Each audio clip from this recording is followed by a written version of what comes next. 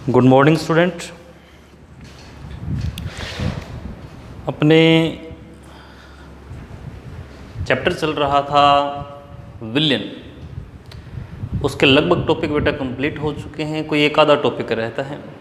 उसके बारे में चर्चा जब बेटा जी क्लासेस अपनी ऑफलाइन हो जाएंगी तब बात करेंगे। और लगभग वो चैप्टर जो है 98% करा दिया गया है, आपको थोड़ा बहुत रह गया है। आज अपने एक नए चैप्टर की बात करेंगे। थर्ड चैप्टर शुरू हो गया आपका, अध्याय नंबर 3। चैप्टर का नाम है विद्युत रसायन, इलेक्ट्रोकेमिस्ट्री। विद्युत रसायन, इसी को अपने क्या कहेंगे, इलेक्ट्रोकेमिस्ट्री।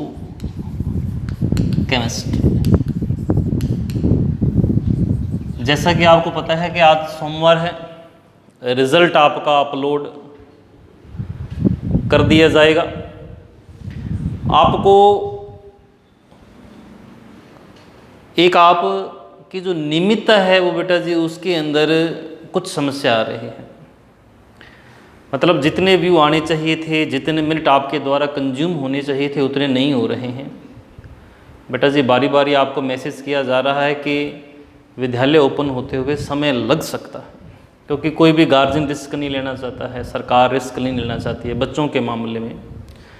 तो आप इस प्रोसेस को ईमानदारी से अपनाएं और नियमित रूप से अपनाएं। बहुत सारे बच्चे बहुत अच्छी परफॉर्मेंस दे रहे हैं। रिजल्ट के अंदर जैसे मैंने कहा था कि 5 रैंक निकाली जाएगी, 5 निकाली गई हैं। आप जब रिजल्ट देखेंगे तो इसकी 5वीं रैंक है या 4थी रैंक है, उसके आगे लगा होगा वो नंबर। और जैसे विद्यालय ओपन होंगे तो उन बच्चों को सम्मानित किया जाएगा। लास्ट वाले वीडियो के अंदर क्वेश्चन पूछा गया था कि सोडा वाटर की बोतल में कौन सी गैस होती है, तो आंसर क्या था अपने पास, CO2। आज वाले वीडियो में अपने आगे बढ़ते हैं। सबसे पहले चैप्टर की डेफिनेशन की बात करते हैं, परिभाषा की बात करते हैं। चैप्टर का नाम मैंने लिखा है विद्युत रसायन, इलेक्ट्रोकेमिस्ट्री। पूछा जाए किसे कहते हैं विद्युत रसायन? रसायन विज्ञान की वह शाखा है बेटा जी जिसमें विद्युत ऊर्जा से रासायनिक ऊर्जा व रासायनिक ऊर्जा से विद्युत ऊर्जा का निर्माण किया जाता है। यानी कि एक ऐसी शाखा जिससे अपने विद्युत ऊर्जा को किस में बदल देंगे, रासायनिक ऊर्जा में, और रासायनिक ऊर्जा को किस में बदल देंगे, अपने विद्युत ऊर्जा में, को अपने क्या कहते हैं, विद्युत रसायन। लिखें परिभाषा में बोल रहा हूं, रसायन विज्ञान की वह शाखा, रसायन विज्ञान की वह शाखा जिसमें विद्युत ऊर्जा को रासायनिक ऊर्जा में व रासायनिक ऊर्जा को विद्युत ऊर्जा में बदला जाता है, को विद्युत रसायन कहते हैं। अब ये काम करने के लिए, यानी कि इन ऊर्जाओं को आपस में बदलने के लिए हमें एक साधन की आवश्यकता होगी, उपकरण की आवश्यकता होगी, किसी युक्ति की आवश्यकता होगी। उसे अपने क्या नाम दे दिया जी, सेल। क्या नाम दे दिया, सेल। कुल मिला के फिर सेल भी कितने प्रकार के हो जाएंगे, सेल 2 प्रकार के हो जाएंगे, क्योंकि एक ऐसे सेल होंगे जो विद्युत ऊर्जा से क्या बनाएंगे, रासायनिक ऊर्जा, और एक ऐसे सेल होंगे जो रासायनिक ऊर्जा से क्या बनाएंगे, विद्युत ऊर्जा। उन 2 सेलों के नाम, एक सेल का तो नाम आ गया विद्युत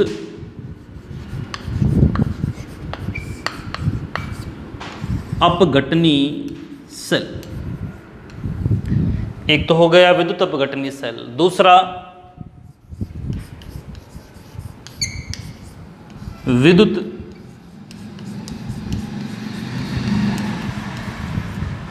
रासायनिक सेल। एक विद्युत अपघटनी सेल है और एक विद्युत रासायनिक सेल है। इनकी पहले चर्चा करेंगे अपने, ठीक है जी। क्या बताया आपने, दोबारा बता दूं। सबसे पहले चैप्टर का नाम लिखें, नाम लिख के आप डेफिनेशन लिखेंगे कि विद्युत रसायन किसे कहते हैं, परिभाषा लिखेंगे। रसायन विज्ञान की वह शाखा जिसमें विद्युत ऊर्जा से रासायनिक ऊर्जा व रासायनिक ऊर्जा से विद्युत ऊर्जा का निर्माण किया जाता है को अपने क्या कहते हैं, विद्युत रसायन, इलेक्ट्रोकेमिस्ट्री। और फिर इसके नीचे लिखेंगे वह साधन या युक्ति जिससे इस कार्य को संपादित किया जाता है को अपने क्या कहते हैं, सेल। फिर नीचे सेल लिख के उसको दो भागों में बांट देना है, ऐसा कैसा फ्लो चार्ट बना देना है। और लिखेंगे एक तरफ विद्युत अपघटनी सेल और एक तरफ क्या लिखेंगे, विद्युत रासायनिक सेल। अब अपने बात करना चाहेंगे किसकी, विद्युत अपघटनी सेल की। देखिए जी क्या है विद्युत अपघटनी सेल, नाम से स्पष्ट हो रहा है। इंग्लिश में क्या बोलेंगे विद्युत अपघटनी को, इलेक्ट्रोलाइटिक सेल। देखिए जी क्या है,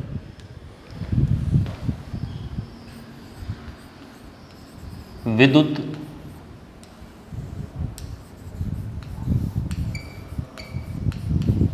अपघटनी सेल, इंग्लिश में नाम हो गया इलेक्ट्रोलाइटिक सेल। परिभाषा क्लियर है, क्या होंगे, ऐसे सेल जो विद्युत का अपघटन करेंगे और रासायनिक ऊर्जा का उत्पादन करते हैं। परिभाषा है, इसके नीचे लिखनी है क्या, कि वह सेल जो विद्युत का अपघटन करते हैं और रासायनिक ऊर्जा का उत्पादन करते हैं विद्युत अपघटनी सेल कहलाते हैं। अर्थात इन सेलों के माध्यम से विद्युत ऊर्जा को रासायनिक ऊर्जा में बदला जाता है। परिभाषा है, वह सेल जो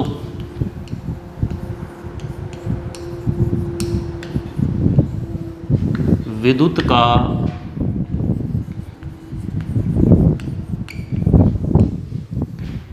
अपघटन करके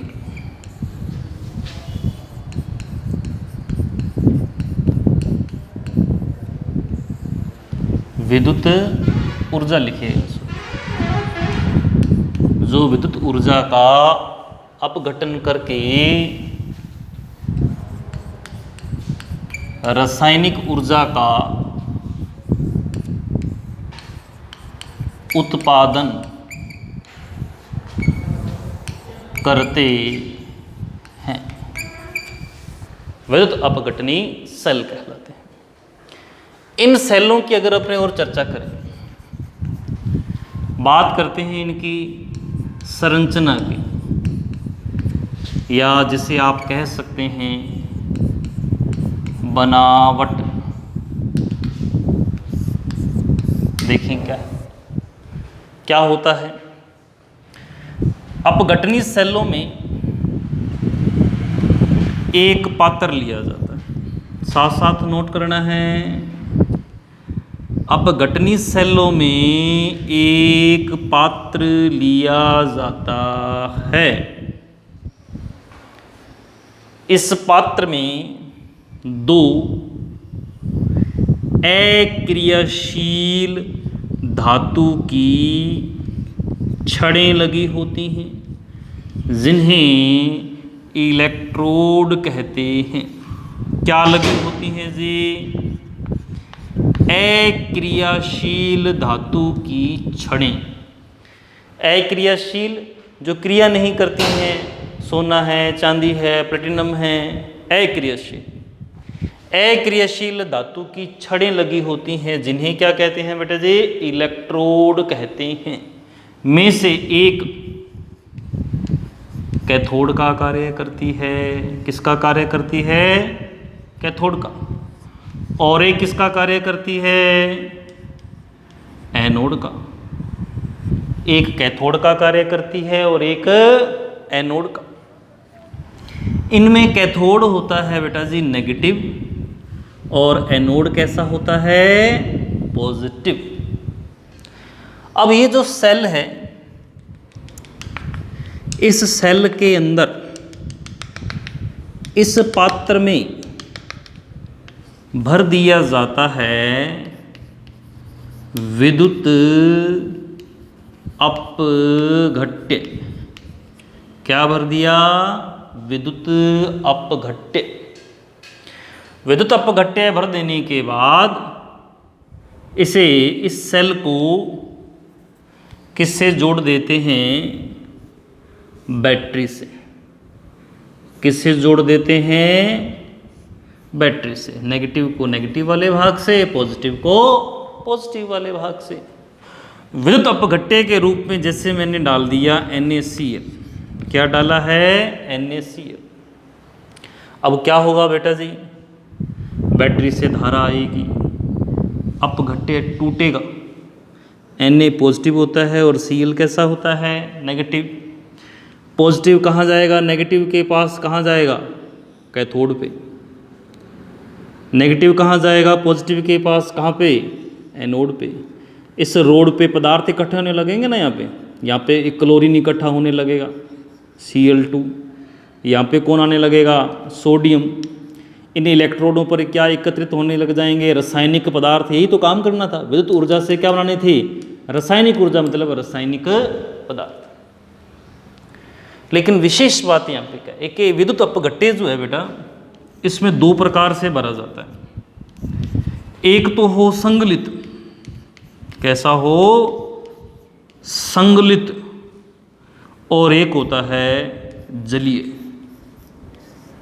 एक होता है जलीय अवस्था में और एक इसमें आता है संगलित अवस्था में।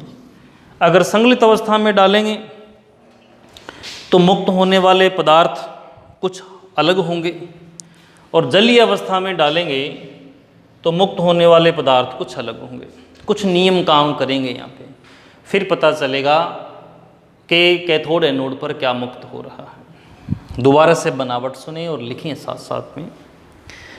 परिभाषा लिख दी है अपने, लिखने के बाद लिखें संरचना बनावट। बनावट लिख के लिखें, अपघटनीय सेलों में एक पात्र लिया जाता है। इस पात्र में दो अक्रियाशील धातु की छड़ें लगाई जाती हैं, जिन्हें इलेक्ट्रोड कहते हैं। जिन्हें क्या कहते हैं? इलेक्ट्रोड कहते हैं। इसमें से एक इलेक्ट्रोड कैथोड का कार्य करता है और दूसरा एनोड का कार्य करता है।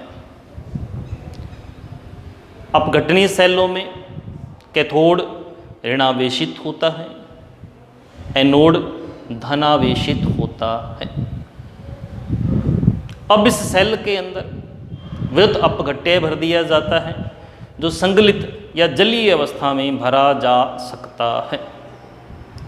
अपघट्य भर देने के पश्चात इसका संबंध बैटरी से कर देते हैं। बैटरी से धारा आती है, अपघट्य अपघटित होता है, जिसके परिणाम स्वरूप इलेक्ट्रोडों पर रासायनिक पदार्थ मुक्त होते हैं, यानी कि विद्युत ऊर्जा रासायनिक ऊर्जा में परिवर्तित हो जाती है। अगर हम अपघट्य के रूप में NaCl का इस्तेमाल करें, और वो भी कैसा लूँ? यहाँ पे NaCl कैसा है? संगलित है बेटा, जलीय नहीं है। अगर जलीय होता तो कुछ और मुक्त होने वाला था बेटा। अगर NaCl आ जाए जलीय, जलीय होगा तो कैथोड पर तो मुक्त होगा H2। कहाँ पे? कैथोड पे कौन सी गैस आएगी? H2। और एनोड पर कौन सी आएगी? Cl2। जलीय होने पर। क्यों? अभी कारण बताएंगे। संगलित है तो संगलित होने के कारण कैथोड पर तो क्या गया? Sodium, Na। सोडियम कहाँ गया? कैथोड पे। कब? जब संगलित है। और क्लोरीन कहाँ जाएगी? एनोड। क्यों? कारण बताएंगे अभी आपको इसके बारे में। दूसरा, अब आपको ये बताना है कि आज के इस वीडियो का जो क्वेश्चन है कि ये अपघटनीय सेल जो हैं, ये सबसे पहले मैं बता रहा हूं आपको कि ये स्वतः हैं कि अस्वतः हैं। पहले तो ये पता लगाओ। स्वतः स्वतः याद करो। स्वतः जिनको चलाने के लिए बाह्य बल की आवश्यकता नहीं होती, अपने आप चलते रहते हैं, वो स्वतः प्रक्रम कहलाते हैं। और अस्वत है जिन्हें चलाने के लिए लगातार बल की आवश्यकता होती है। तो ये अपने आप थोड़ी चल रहे हैं, बैटरी लगाइए जब तक धारा जाएगी तब तक काम करेगा, धारा बंद काम करना बंद। कैसे हैं? अस्वत है। कैसे हैं? अस्वत है। और याद करो अस्वत के लिए डेल एस कैसा होता है और डेल जी कैसा होता है।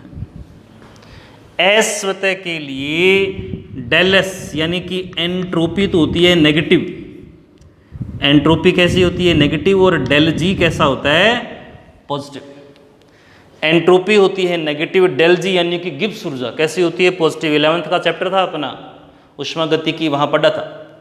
तो आज के वीडियो का क्वेश्चन यही है, आपको बताना है कि विद्युत अपघटनी सेलों के लिए एंट्रोपी परिवर्तन डेल एस का मान कैसा होता है, धनात्मक है या ऋणात्मक है, यानी कि पॉजिटिव या फिर नेगेटिव। इसका आंसर आपको कमेंट बॉक्स में बताना है। प्रश्न है ये बताना है कि जो विद्युत अपघटनी सेल हैं ये अस्वत हैं, इनके लिए एंट्रोपी परिवर्तन का मान कैसा होगा, या तो धनात्मक होगा या ऋणात्मक, वो आपको कमेंट बॉक्स में बताना है। ठीक है जी, और बाकी अपने अगले वीडियो में चर्चा करेंगे।